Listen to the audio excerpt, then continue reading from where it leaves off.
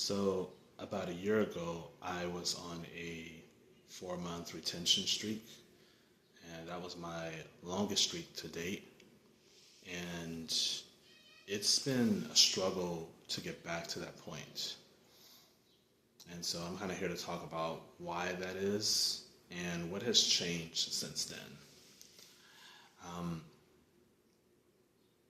some of the things that I've noticed about being on retention during that time is it was a time where I was involved in a community, and I think that community definitely helped me retain for as long as I did. It was one of the reasons because um, I didn't feel alone. I mean, a lot of you who are new to this journey, who are thinking of like transitioning over to this point where you're tired of relapsing and you actually want to make some positive changes. You want to stop, watching the porn, stop fapping. Um, you notice that your circle may change. Your circle's going to get smaller, or you may end up going on this lone wolf journey, like a lot of us have. Um, because your old friends, your old community, they may not resonate with retention. And you don't want to, when you're trying to grow, you you don't want to lecture people. You don't want to tell people what you think that they should do. You don't want to try to get your friends to get on retention because this is not something that someone had to convince me to do. This is something that I wanted to do for myself. And so they would have to get to that point themselves. Um, I digress a little bit, but basically, I got into a community with other men who are also retaining. So it made it a lot easier to stay on this path. So I was, it was a good start for me to, I guess you can say, of like changing my environment, changing my circle. So that's what that was for me. So I had this community that helped, and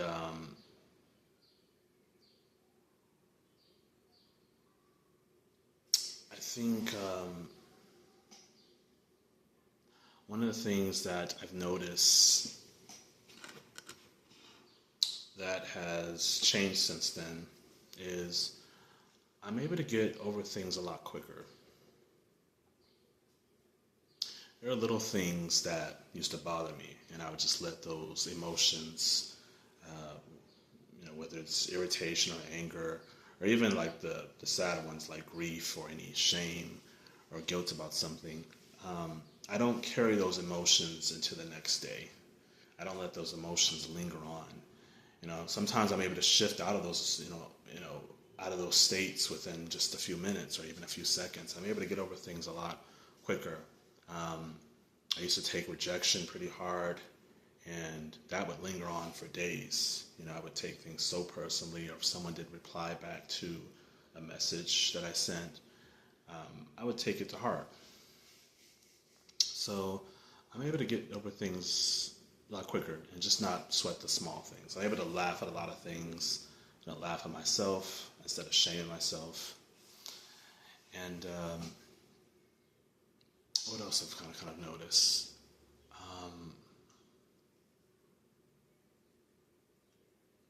I feel like being on retention, I'm definitely a lot more motivated to take action. And I remember during that 4 month period that I was retaining, I actually ended up leaving my job. It was a comfortable job I had for 2 years, and I kept talking about leaving it, but I just wasn't really doing anything to make it happen. So I just ended up waking up one day, and I ended up quitting the job, and I made a decision that, hey, this is going to be the last job that I work. And ever since then, it's been a little things have been a little shaky, but financially things are not too bad right now. But I don't regret the decision that I made. Now, I can't really attribute that all to retention. I think retention is just one piece of the puzzle. I think retention just simply gives me the energy that I need to take action, but you still have to pair it with action.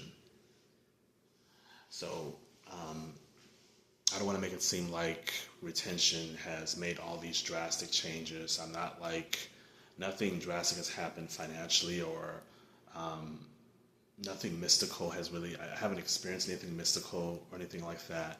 Um, I know there have been talks about auras and increased magnetism. I can't speak on that just because I haven't experienced it myself, so I can't really speak too much on it. That's not to say that it's not true for someone else, you know. I'm just saying I can't speak on it, you know. Every retainer has their own experiences with that, so I'm not here to dismiss their experience. This is just talking about what has kind of worked for me. And so what I noticed has worked is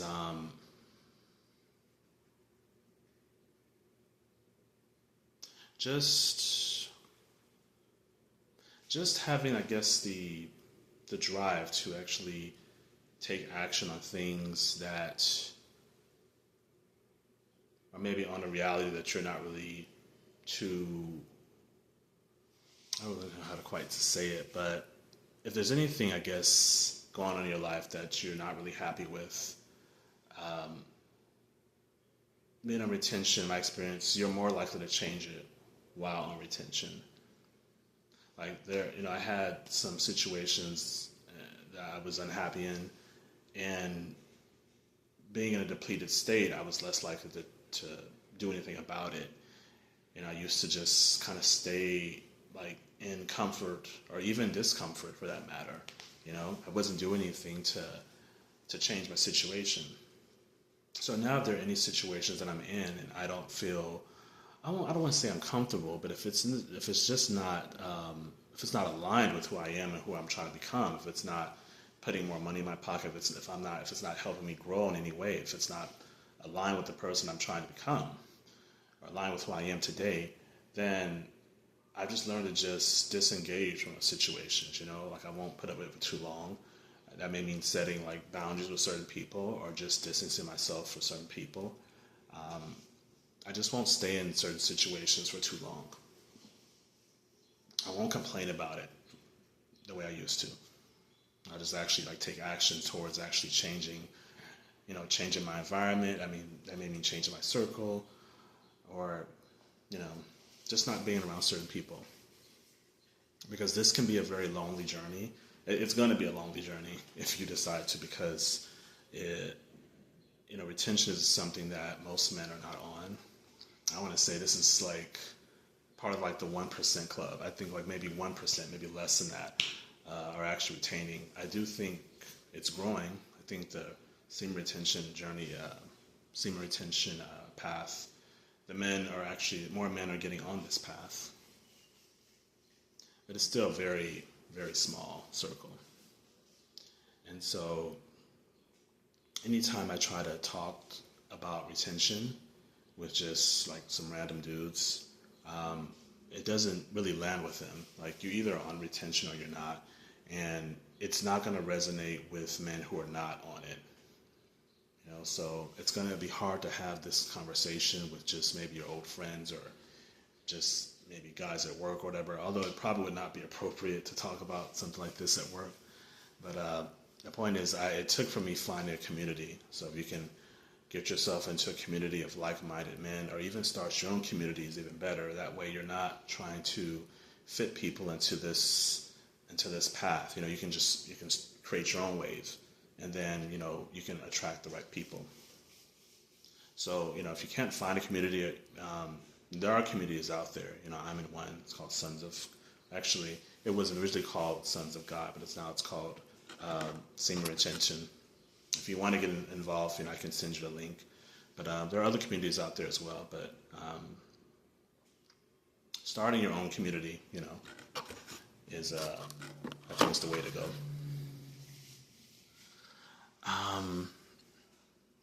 What else?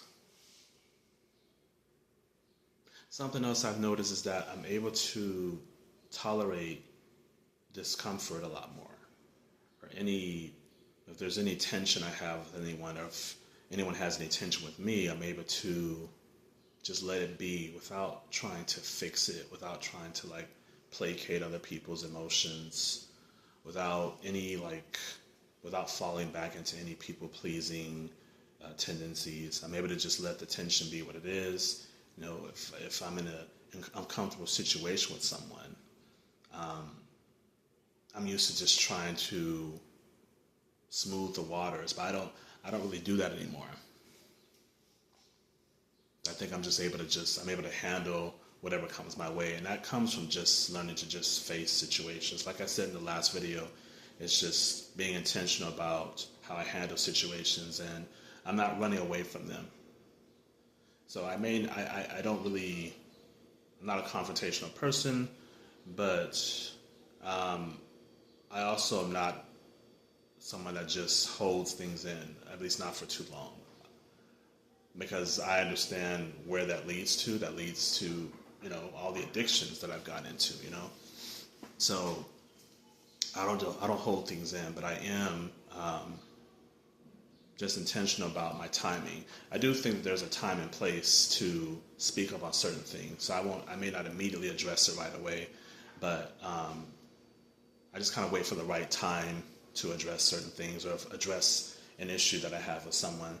But even then, I'm able to hold myself accountable because I'm not always right in situations. I know that sometimes my emotions are not in the best place, or I may have some bad energy. So I'm able to hold my accountable and not go immediately to just blaming people if certain things don't go my way. So it's just a much higher tolerance for discomfort is the best way I can put it. So I think that was a big one because, you know, when you feel uncomfortable, that usually leads to like the addictive behaviors. It could be the porn, it could be alcohol or drugs or whatever pick your poison. You know, we don't want to experience anything uncomfortable. We go to those addictions, those guilty pleasures. So learning how to just face things, I think, is a huge one for me. And I think overall I've just had a much more positive mindset. And when I wake up, I don't feel like stressed or tired or anything like that. It's definitely a lot more stable. Now, that 4-month streak was a year ago. It has been really challenging to retain for that long again. Like in the middle, I think my longest streak since then was about 6 weeks. That's the longest I was able to go since then. But yeah, it's just been a lot of 2-week streaks, 3-week streaks, or 30-day streaks. Lately, for the past few months, it's been like 7 to 10-day streaks. So initially, I felt a little slighted by that because I'm like, okay, man, I've been on this journey for so long. You know, I was able to do 4 months. Why can't I get there again? You know, and I noticed. I mean, I'm not the only one that feels that way. You know, there are guys I've talked to other guys that have gone for 4 months or 6 months, and they just, sometime in the past, and they can't seem to get back there again. And we seem to think that we're like getting worse. Like, are we actually growing on this journey? It doesn't quite work like that. And I think the biggest reason why I haven't been able to retain for that long again is because I was storing this energy, but I was not doing anything with it. Or I would wait until, I don't know, I have this weird thing where it's like, I'll be like, okay, you know what? I got to get to 30 days, and then I can take action on something. Oh, I need to retain for 3 months, and then I can manifest this reality, or whatever. And that's not the way it works. I don't think you have to really wait to build up this energy. I think, you can just take action right away from day one. Right now, I'm on day 5, and my energy has been pretty stable, and I'm still building the energy. So what I'm doing differently this time is I'm actually like putting my energy to use. Like it could be like creating content, or I could maybe do some cardio. You know, it's doing something with his energy instead of just sitting there. Because it is possible to retain for months, but it can still feel like pressure if you're not doing anything with it. So it's eventually gonna leak out of you. So it's not just retention alone. I can't really say that I've gotten to this point just because of retention. You know, it's just one piece of the puzzle. Retention just gives me the energy that I need, gives me the feel that I need to take action, but you have to take action with it. And I think that's the biggest takeaway from this video. Like, for those of you who are having trouble getting past a week or just getting back on the wagon, every day I've just been making sure I'm doing something just to prevent those states of boredom or states where you're not really motivated to do anything. I mean, it's still a challenge, I'm not gonna lie. The thought of getting to 4 months again, it just seems like such a steep mountain climb. But I'm still sort of figuring things out. Like, I don't know everything there is to retention, but I'm just speaking on what has worked for me, and I'm still learning some things. And so I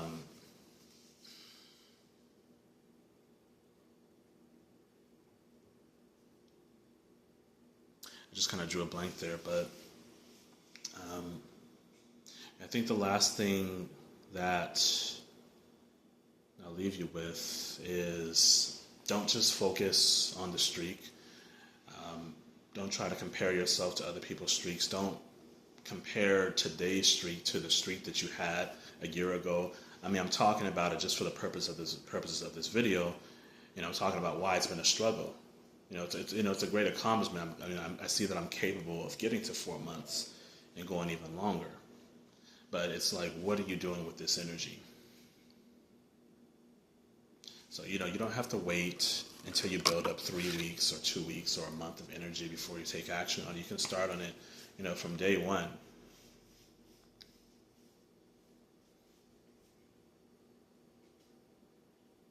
So I'm just trying to see, is there anything else I may have left out?